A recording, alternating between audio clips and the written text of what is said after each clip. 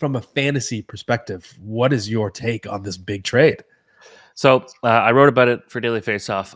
Philadelphia, you did not win this trade, and you know that. And Anaheim now has Cutter Gauthier, a guy who will probably play wing. My guess is he will play wing, but given he's been a center through college, that could also help for his eligibility. Um, Assuming he goes pro this year at the end of the year, and then next year, but you got Cutter Gauthier playing with like what are going to be Trevor Zegras or Leo Carlson or Troy Terry. Like the options are crazy there, and the Ducks didn't necessarily need Jamie Drysdale when they went out and got Pavel Mintyukov. They got Tristan Leno, they got Olin Zellweger, Jackson Lacombe. So they got these really good defensive options where that made him expendable. Um, I do really like Drysdale for the Flyers, though. I think that's a guy who could be your number one power play quarterback. Was kind of looking like he could have hit 50 points if we were looking at just the natural progression of a young guy as a 20-year-old in the NHL, which would have been pretty nuts considering he lost that draft plus 1 year. He had to go straight to the NHL. He didn't get the proper development time in the OHL, so he's had a bit of a rocky road to this point. Add in all these injuries, but he showed a lot of promising signs. Yeah, if you see those stat cards, those player cards, you see a lot of a lot of analytics on Twitter.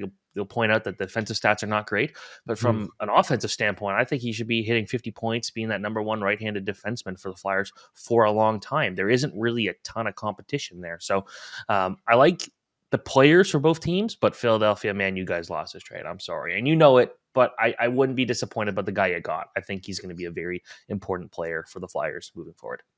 That's right. And for Daily Faceoff readers, Stephen has a column breaking down Jamie Drysdale in detail on Daily Faceoff right now.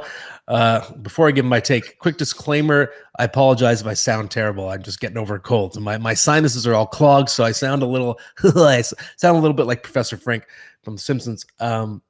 But my take on this trade, I actually, from a fantasy perspective, I love it for both players. For Cutter Gauthier, you're going to a team that has a lot more long-term potential in terms of what pieces they have in place in the next few years. Mason McTavish and Leo Carlson, Trevor Zegras, maybe, although maybe he's a trade candidate. We'll see. But either way, I think Gauthier is going to have more immediate access to similarly young and talented players if he turns pro after this season, which I suspect he will. And then for Jamie Drysdale, like you said, he's going to be the power play quarterback. The Flyers need someone on the right side because Ryan Ellis's career is pretty much over. And I think Jamie Drysdale can actually end up being a very similar player to Ryan Ellis, by the way. Undersized, really good puck mover, smart player.